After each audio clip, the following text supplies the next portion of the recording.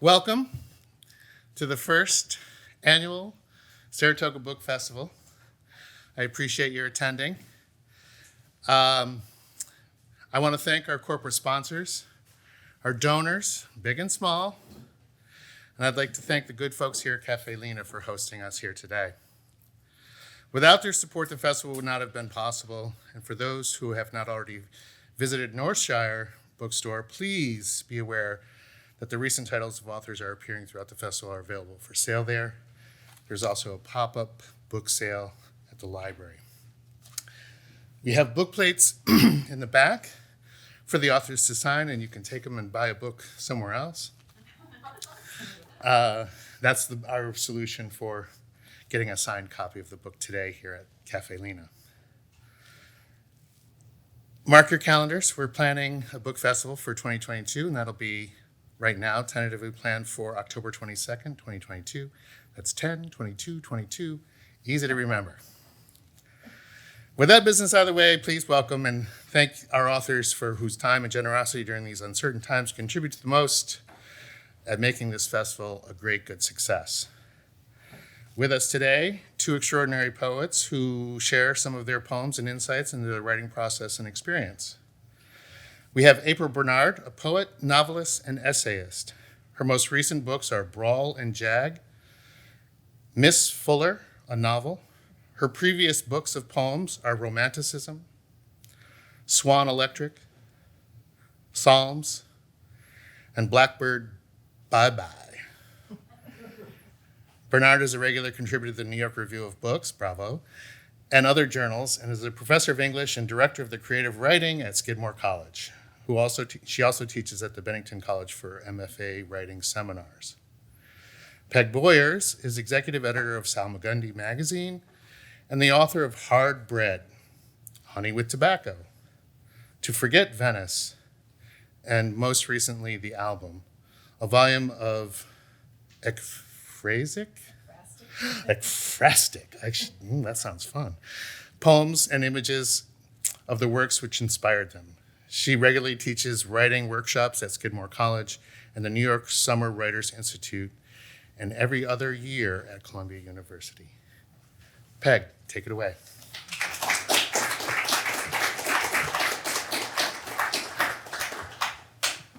Thank you, Purdy. It's such a wonderful honor to be reading with my colleague, April, the wonderful April Bernard, and beloved friend, but also to be back in this venue. Caffè Lena, was the original, the first, and I think the only surviving cafe of this kind, coffee house. It hasn't ever, I think, gone out of business at any time. I don't think there was a hiatus when she died. So Lena Spencer used to come on the stage and introduce her friends who were these amazing musicians, Bucky Pizzarelli, and, well, it's a who's who of those years, the 50s, 60s, 70s, and 80s even. So anyway, it's a thrill to be here, and without further ado, I'll start reading my poems. As Purdy suggested, I'm going to be reading from this new book, which has a lot of little papers falling out of it, called The Album, and they're all poems written inspired by images, so some of which I've brought here. So it's hard to see, but maybe after you can take a look. The first one I'll read is based on this image, this painting, actually it's around the same size as this, which hangs in the Accademia Museum in Venice. And sometimes it's been attributed to Titian, but it's by Giorgione, that's what they've decided now. And it's called The Tempest, La Tempesta. And so the details of it are a little enigmatic, and I've made up my own narrative for it. Anyway, the poem is not about the painting, but it helps to know what inspired it, I think. Tempesta, La Tempesta. For years, we told ourselves we might avoid it, as if it hadn't been there all along, buried beneath the ruins we thought quaint, picturesque. Even the lighting, crashing menace across the sky, we refused to take seriously.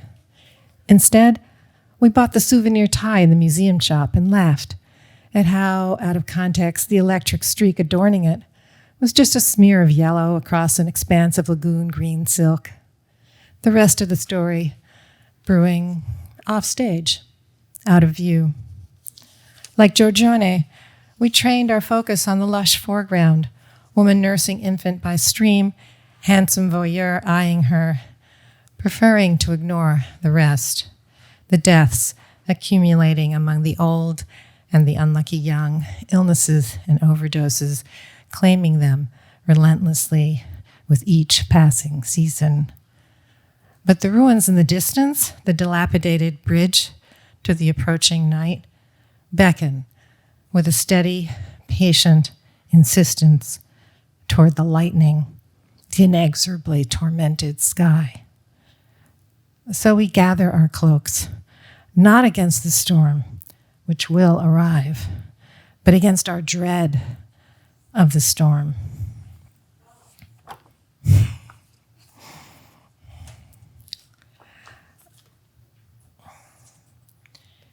So this is a very familiar image, probably, to some of you.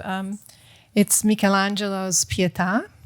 There's a facsimile now in St. Peter's Cathedral in Rome because someone tried to mutilate it with a sledgehammer and did a pretty good job. So anyway, now this is in a museum in Rome, but in the Vatican Museum.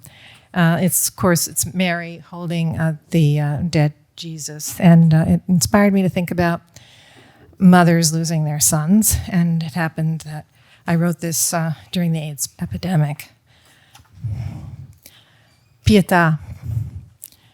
This time, the migraine came with a vision bathed in night sweat.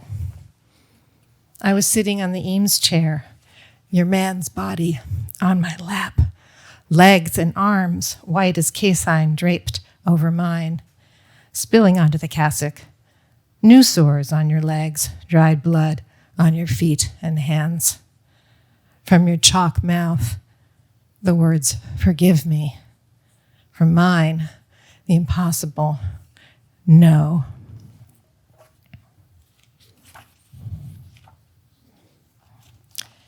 I'm going to read this other poem. It's not actually, it's in my book, but I don't have an image for it. But it's called Deposition. And it's also was inspired by a cruel thing that happened to a gay person named Matthew Shepard, whose dates were 1976 to 1996. He was going to the University of Wyoming in Laramie, and he was assaulted and beaten and killed and hung to die on a fence. So the image is actually the image of Christ being brought down from the cross, deposition, being deposed from the cross. I'm in the foreground in mid-swoon, still reeling. Blue cloak blowing in the sudden storm, darkness obscures the horizon, and behind me a construction site. Men on a ladder, the fence which became your cross, and behind the fence a church spire, blessing nothing. The sword which I have always known would pierce my heart cuts through me. The young corpse slung over your father's friend and namesake is yours. The pasty boy flesh, stark against the weathered arms bearing you, is yours. My woman friends are all named Mary. They lean into me, murmuring Aramaic consolations. Bent in sorrow, they catch my fall. A column of light pans the scene from above. The vast Wyoming sky bursts with a wireless electric rain. The Palladian arch framing the scene contains my grief. That's how I know this is a dream.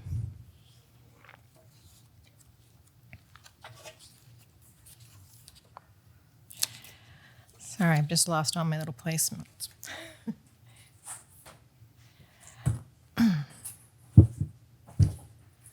So this is a harder image to see, I'm afraid. It's a very large painting. It's about, I don't know, 20 feet wide. It's maybe not that light. It hangs in the Museum of the Metropolitan Museum of Art in New York City. It's by Edouard Vuillard, and it's called The Album. It's actually the title poem of my painting, and so you can see these. It's all women in the picture, but I've inserted a boy at the edges of this family scene.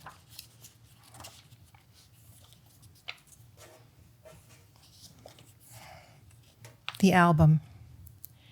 He can still smell their powder, the morning cologne aging in the dove-gray afternoon. Under their heavy dresses, the familiar musk, sweat, and body odor beginning to surface. And where was he? Why does he not see himself in the scene? It must have been summer, the white hydrangea and wine-dark roses crowding their invisible vases, blood reds and garnet fading with the hours into shriveled cerise and dull currant. They long for the fields. He too longs for the fields, in the stifling living room where yesterday's poppies droop their melancholy into the shade. He too droops, and the shade affords no solace. The women are busy ignoring the season, the heat, and him. Do they even notice his presence, his isolation, his separate superfluity? In this house of women, the lone male is lonesome. Even the maid in her black apron turns away, fiddles with a bouquet on an upper shelf, while the sisters converge around Mama. She is telling and retelling the ancient stories, passing on the lore.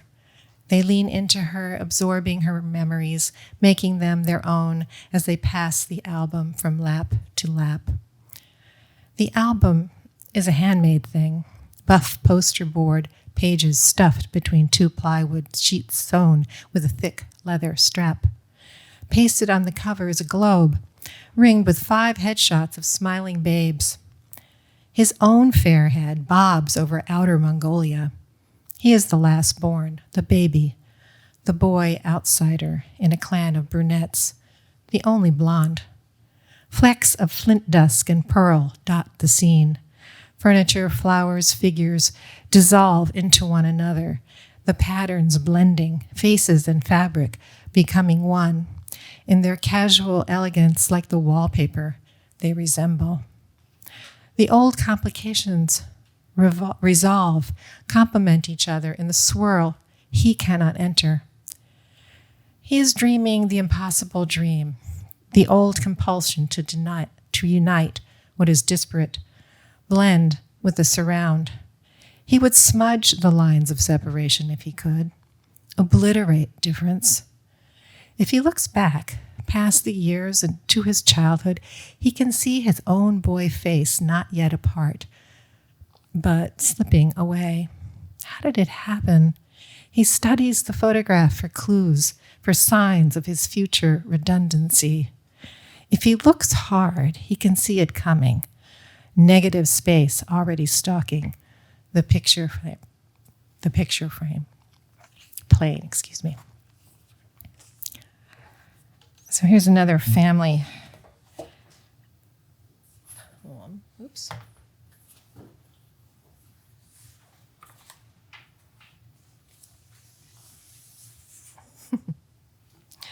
This is a lesser-known painting. It hangs also in Venice, Italy. It's by Felix Casurati, and it's called Le Signorine, the young women, but it was painted in 1912. And anyway, I made up a dramatic monologue for it, and it's in the voice of this young lady. Oops.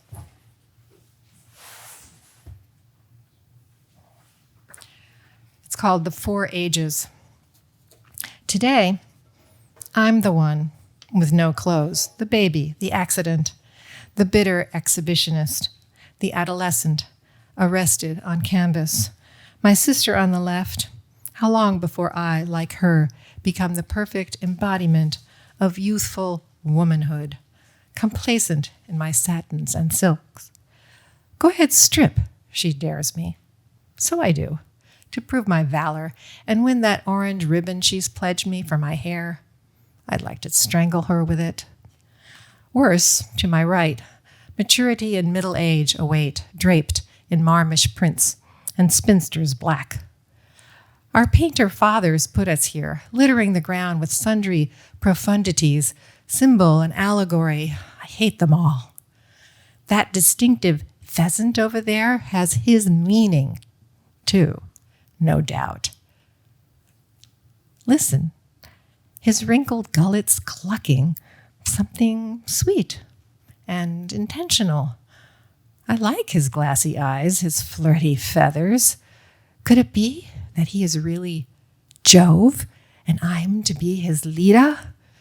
Is he more or less than the myth he represents? If I invite him for a dip, will he swim? How will he paddle with those webless chicken feet? I had hoped for a swan with a long, hard neck and a wingspan I could love.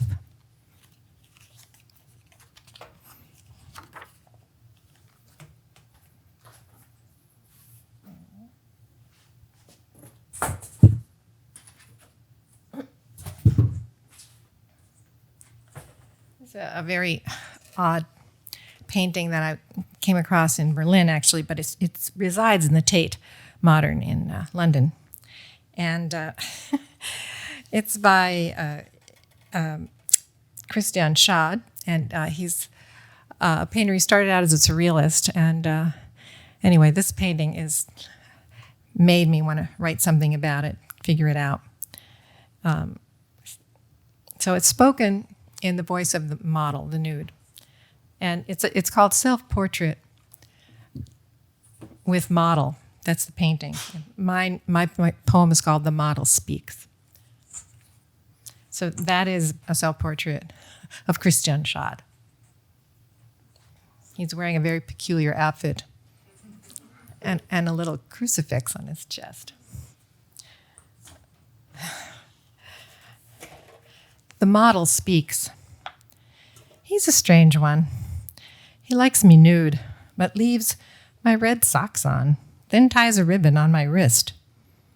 I could give him more, but he resists. He studies my profile, focused on my beak. He says it's wunderbar, sehr modern, stylishly severe. He loves my crimson nails. Maybe he's queer. Himself he paints in sheer green tulle, designed to make his hair and skin look vegetal. His torso's made of moss.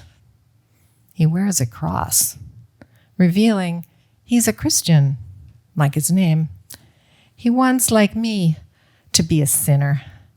But while I sin and sin, he fails. I strip and call, "Come here," but fear, not mine, prevails. I want him true, but say, "I'm not the whore you take me for." Words he ignores while twisting my limbs into a pose. Meanwhile, I take his measure, compose in verse his portrait in my head, though he and I don't rhyme. Palette in hand, his red brush scars my canvas cheek. He sees himself as barbarish, a real barbarian, not the meek artiste I see wrapped more with his mirror self than me. Above us hangs a flower, a narcissus, if I'm correct. So fragrant, I'm aroused. My nipples stand erect. He's miles away, yet I suggest he take me for the night. He smiles abstractly in my direction, but past my open thighs, trapped in his own reflection, his own magnetic eyes.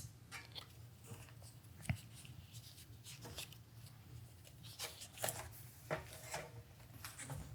are we doing for time? So this is the last one of the ekphrastic poems I'll read. It's called I Dreamt I Was a Tiger. This is a painting by Henri Rousseau. It's called Surprise. Very playful image of the tiger in a very stylized jungle. So I actually grew up partly in Indonesia and Sumatra, and I actually was acquainted with a tiger at one point. He was dead. And anyway, he was a very beautiful animal. So this poem is in the voice of a tiger, but it's really an adolescent in a way, and I was 13 at the time. I dreamt I was a tiger. Oh, and the reference is to an old 60s ad about bras, but only some of us will know about it. It would be, I dreamt I was in my maid-informed bra, and she'd be, galloping through India. Anyway, I dreamt I was in my maid-informed bra. Not in my maid-informed bra, but braless, wild, with the cold, eviscerating stare of a cat on the prowl, alert for the kill. All appetite, no manners. It is 1965, Sumatra, island of gold, named by invaders drunk on panning the banks of the Siak.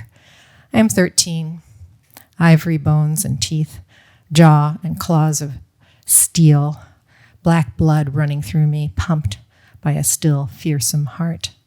I feel young, but in tiger years, I'm middle-aged and worried about my thinning fur. My stripes start thick and gleaming, but disintegrate into spots near the end, like a rash. Between each pair, a cluster of pale freckles. Where will it end, this fading? Will I go gray, surviving into palsied age, turn white? And then, what then? Will I expire into a colorless vapor? Or burst? I'd rather eat. It's what we do. Feed till we're sated, no restraints. Even through sleep, avoid once filling. Cliché, perhaps, but true.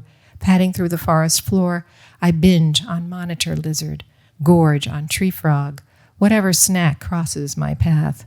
When I trip on a python pretending to be a log, I succumb to his grip.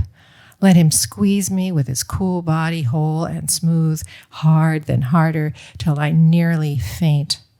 I like the game, but keep the session short. My swift bite to the neck finishes it for us both. A lick of termite off a rotten sandalwood stump cleanses the palate. Sika, buffalo, and civet never disappoint. But today, my post-python tristesse is their friend. Above, a mossy canopy of pine and oak drips with edible life. Flying squirrel and chimps tease with celestial chatter. I resist with ease, preferring earthbound things. Tapir, wild pig, boar, the occasional porcupine. Quill crunch, meat and bones. Sambar, gibbon, and chittle are sweet. But oh, my kingdom for a human. So I think I'll just read a couple more poems. Do I have time for a couple more poems? I don't know. How do we fix?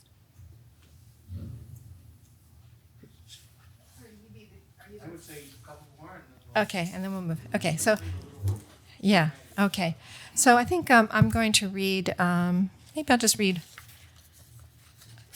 2 poems.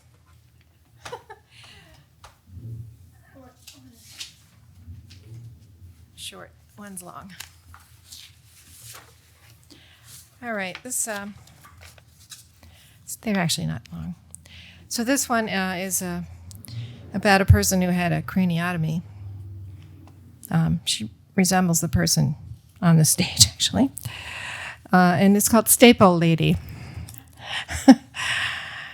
Next time her skull is sliced open, she must have a mind limber as rubber, bending to the pain.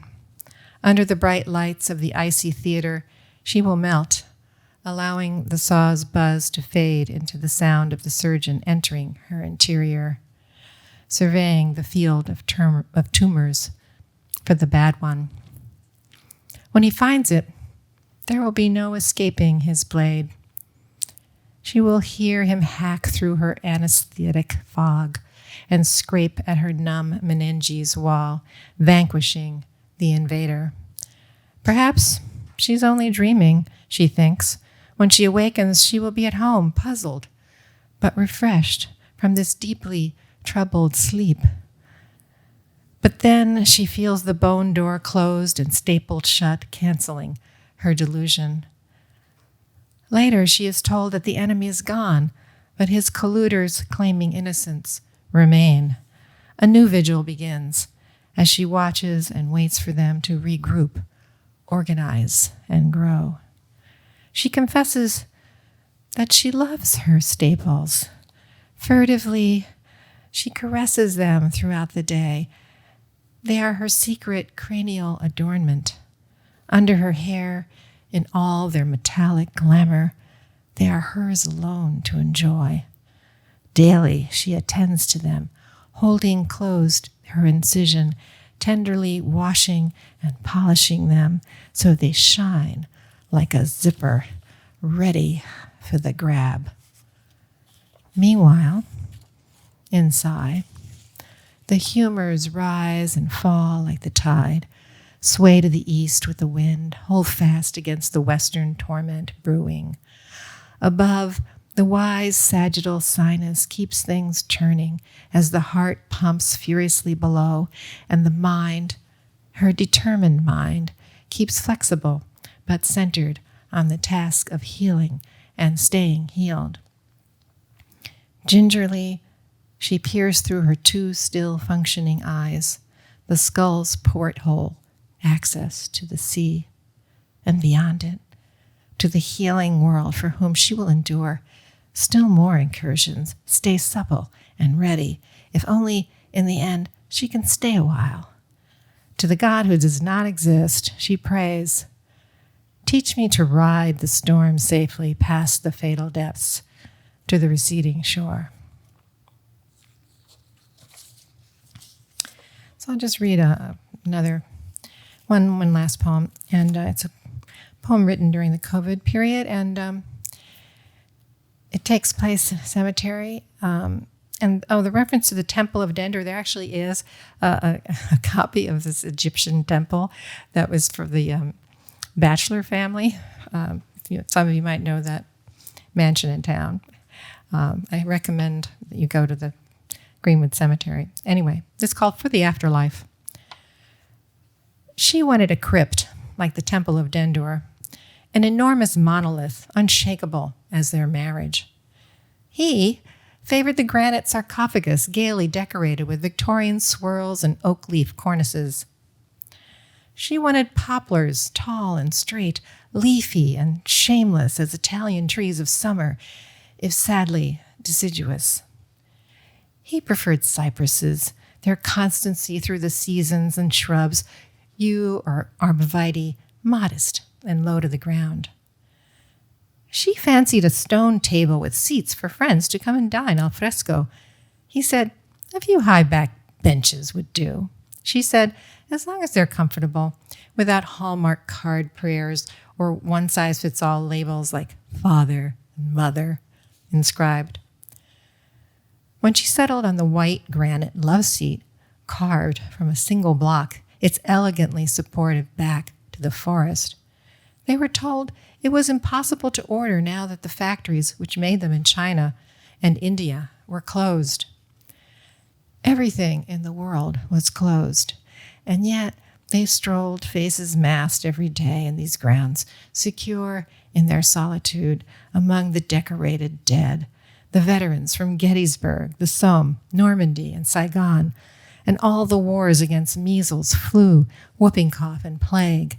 Whole families wiped out by one contagion or another, resting now in the rolling hills and burial mounds, under marble markers by now mostly effaced, amid medals and flags stabbed into the earth to celebrate their valor. Here, among the ancient oaks and stalwart pines, clustered in stately groves, joined each to each by pebble paths and avenues, daily they walked, stopped, and even sat, feeling strangely welcome and terribly alive. Thank you.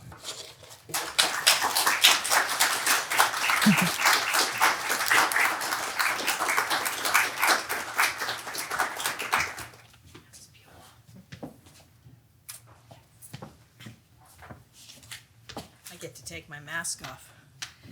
Hi, everybody. That was so beautiful, Peg. I'm afraid I don't have decorations, audio visuals. I'll start with a poem of mine from my last book, which is the one that they're flogging for me, which is very nice. This one's called Bloody Mary, and that refers to the Queen the Queen of legend and history, who in the 16th century in England was responsible for so many deaths. She got to the throne after her father, Henry VIII, died, and she said no to the turn towards Protestantism and yes towards the turn. She wanted to pull back to Catholicism, and she needed to kill a lot of people. So this is in her voice. Bloody Mary. Note who's got to go today. Don't fuss about the means. Just go ahead, behead, impale, starve, strappado, the assortment of choices enough to make a crown crow. They never loved me enough. It must be said, they were a disappointment. When divine mother love wears out, I reverse the robe from blue to red. I like a flat ground to build the next town, city, empire of disgust. All the waste you see, that's what I did. None of that happened to me. I did that. I made that. I killed that. I have a new book of poems that I'm delighted to say has been taken by my publisher, but it means it won't come out for a long time. So now I'm in that strange period of having a book coming out, but it's a while away. But these are poems from that book. It's called The World Behind the World. And the opening poem is this poem, which I also wrote during COVID, and it's called Haunt. 6 months after death, my mother has come to haunt me. Ever the opportunist, she finds the virus lockdown a handy time to slide into the slot for my shadow, as if I faced the sun at an angle of 45 degrees. There she is, darkening my starboard periphery, unsmiling, reaching cold mist hands into mine to whisk the eggs, fold the sheets, sort the papers, choose spools of thread for stitching another face mask. This is her kind of catastrophe, rife with irony and fear and small domestic refinements of infinite unimportance as we sail about the house and yard, posing for no one. I once thought ghosts made appearances, but she eludes sight, dodgy, palpable, squeezing in for one last clutch at the stuff of my survival. This is a little poem called The World Has Split, and I wrote it shortly after that last president, but one, was elected.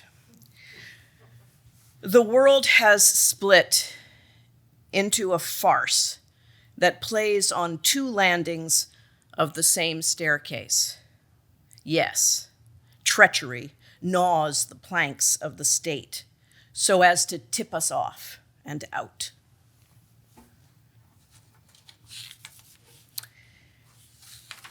This poem arises from my ongoing enthusiasm for film noir, which I like to teach also. If you don't know film noir, I mean, it's you know the genre, but there's references it's Nicholas Ray, the great director who directed many things, including some film noir. And it's Ida Lupino is referred to, as is Humphrey Bogart, as is Robert Ryan, as is Gloria Graham.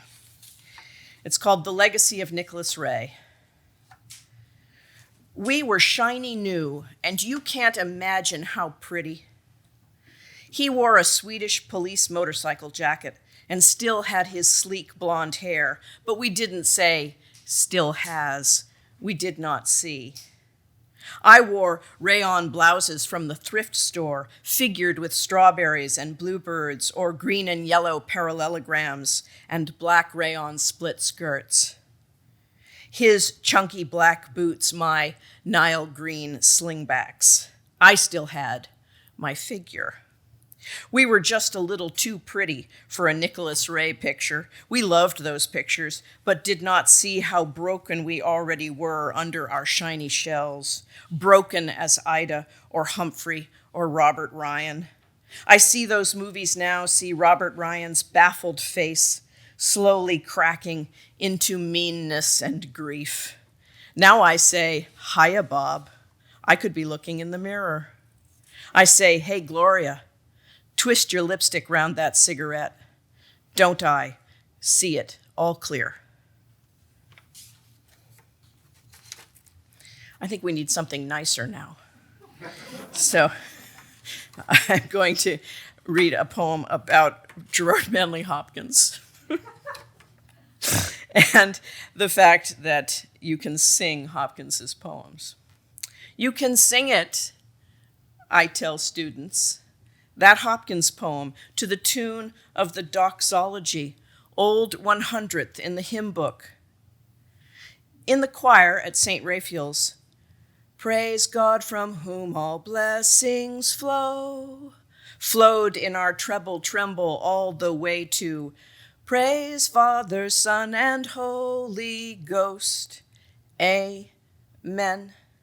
We sang it swooped from the rafters, breathing down the backs of the churchgoers, enthralled to Dr. Dumaine. Unwilling to be mediocre, he rehearsed us several nights a week, a scraggle of 12 girls coaxed and bullied into making real music. His hands and feet paddled at the organ as he conducted with jutted chin and wild brows.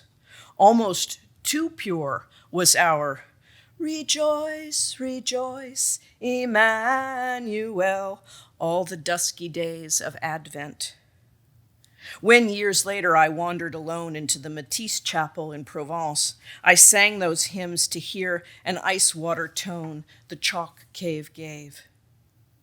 And now, reading Hopkins, puzzling out his oddball meters, I hear how the poet heard his sprung feet as measures of music, with the strong accent a long whole note, assorted less heavy beats, a cherubic array of fleeting fourths and eighths. Here's pied beauty, which begins, glory be to God for dappled things, another doxology, and drops in the afterthought, praise him and amen. You have to speed the tongue through whatever is fickle freckled, who knows how, with so seats our dazzle dim.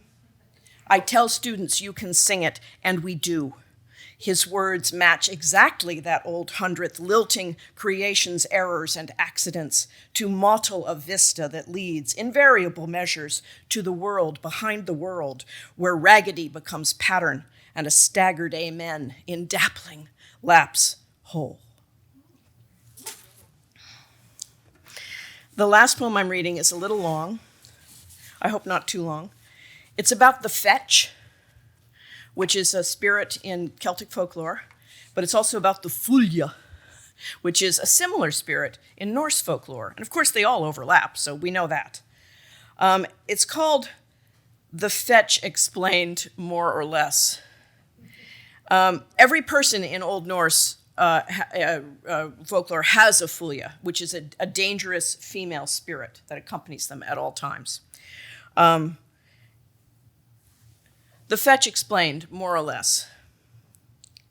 A fetch, that folklore spirit, cannot be a dog. My dog fetches, though we do not use that command. Fetch, a new adjective, that's so fetch, from fetching. The original adjective, gerund of the verb, suggests something so dear as to have fetched us away from ourselves, from our first resistance. Note that the fetch, noun, will not oblige. She's cat-like, but not fluff, not available for petting, nor warm, nor hissing. A fetch is not a familiar.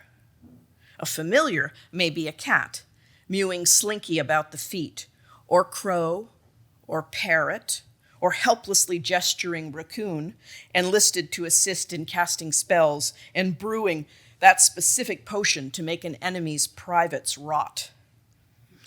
Miniature dogs in fashion totes are not familiars, howsoever witchy their porters, long of limb and fixed of purpose. My dog, Buster, Ginger and Foxy, is not familiar, not fetch, not spirit animal. He is rather my attendant, dependent, lodestar, pest, sentinel magog, house angel, noisemaker, secretary, nursemaid, critic. His alternate names, Bingo Little, Little Mister, Little Bee, Little Bun, Honey Bun, you must draw your own conclusions. The fetch is self's companion self, visiting from the world behind the world, the female spirit of Norse lore, also called a fulja. I am pleased to learn her proper name at last. In my childhood bedroom, she required her own pillow, blue-striped percale for sleepovers, and always woke me with a shake. Some say the fetch is animal.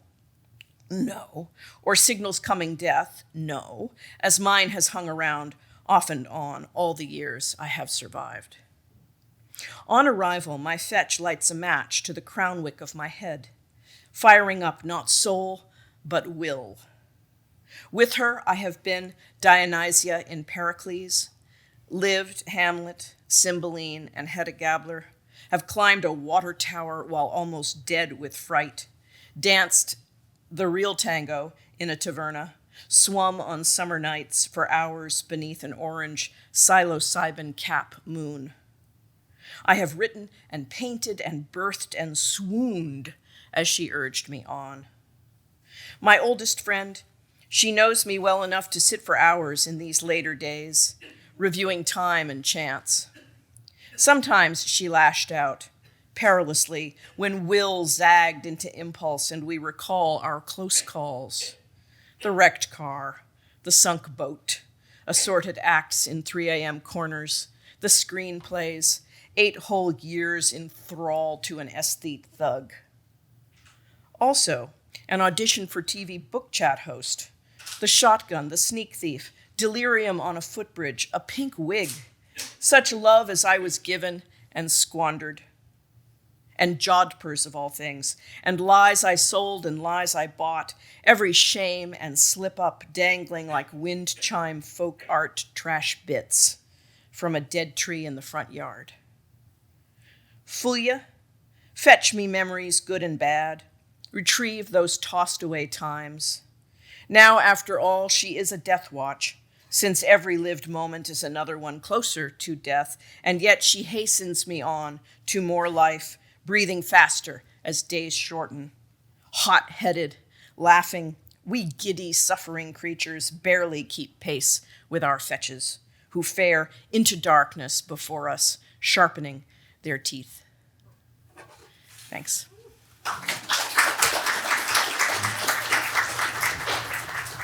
So I was just wondering, so I know, I'm sure, like, over the course of putting your books together, you've written a lot of poems. How do you choose which ones you want to put into your book?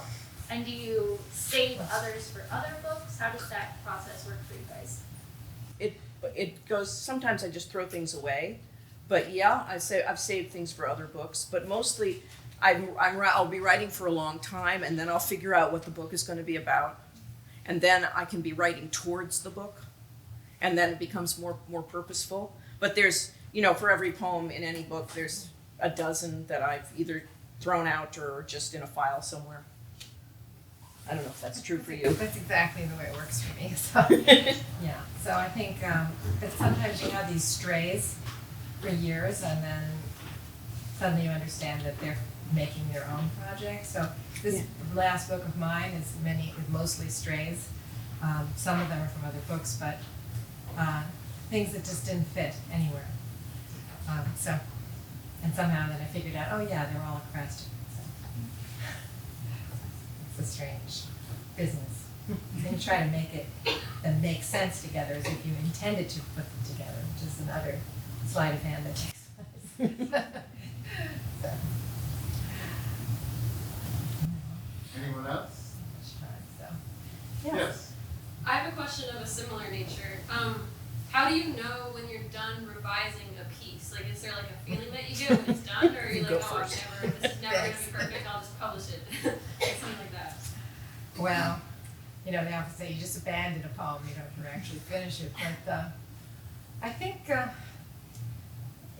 it comes to an end. You figure it out, or sometimes this goes for years, actually. So I've had poems that I just haven't been able to end, that are just waiting, and then sometimes I realize, oh yeah, it actually ended 2 stanzas ago. I slice them up and there it is. So, I think you just have to get some distance from it and figure it out that way. I mean, other poems are just delivered from head to toe, and you just take dictation from your muse, and that is a miraculous thing, and it's of course our favorite thing when that happens. It's our favorite thing, but it doesn't happen very often. No. Yeah. I think that, the only thing to add to that, I would say, is that I have a group of first readers. I have a group of friends from years and years, of fellow writers that I run my poems by, and it helps me decide when it's done. But often, I've had occasions where I look at an old book of mine and I think, oh, phooey, that's the wrong word. And I instantly know what the right word is, and whatever. But that's the nature of poetry. It's aiming towards a perfection that is absolutely impossible to achieve. And you just have to be comfortable with that ambivalence. Carol? And then I was just wondering, how early in your lives did you come to understand yourselves as writers and poets, and maybe who encouraged you to, pursue your gifts? We have really different answers. I What did think you we do, do. Bruce? I was 5. I don't know why I know when I was 5, but I knew when I was 5. And I started writing these things that I called poems. My mother, who was a complicated figure in my life, as you might have surmised, was nonetheless a wonderful reader of poetry and a great encourager, as was my dad. I think they were a little disconcerted when they realized that I actually meant it and that I was going to spend my life doing it. That wasn't quite what they had in mind. But up to a certain point, they thought it was lovely that I wrote poetry, and then it was like, really? This is what you're going to do? Yeah. But I really did have a lot of encouragement, and from some absolutely extraordinary teachers. The most extraordinary teacher I had was the great poet Robert Fitzgerald, who was a translator as well as a poet, and just incredible. He made living a life in poetry look like the sexiest, most fabulous thing you could possibly do with your life, which is not the general opinion. But it was he had a huge influence on a lot of his students because we just felt like that's the thing to do. Yeah. Yeah. So I have a very different story. I grew up in a pretty bookless world among oil people, and they were more or less literate, my parents, but it never occurred to me to be a poet. I fell into it pretty much almost 50, and my son had just gone away. He'd been living at home, and he went to boarding school, and so things started sort of crashing in on me, and I sat in on a workshop with Robert Pinsey. I was very lucky that he was a sort of handy resident at the Summer Writers Institute. He was teaching a master class, and I didn't know what I was doing. And he said, "Just come anyway. Who cares, And then I wrote those poems, and then Frank Bedard took his place, and he was my teacher. And then I had 30 poems, and that was my first book. And then I had another 30 or so, and that just happened that way. But it happened all of a sudden. It's a very different model.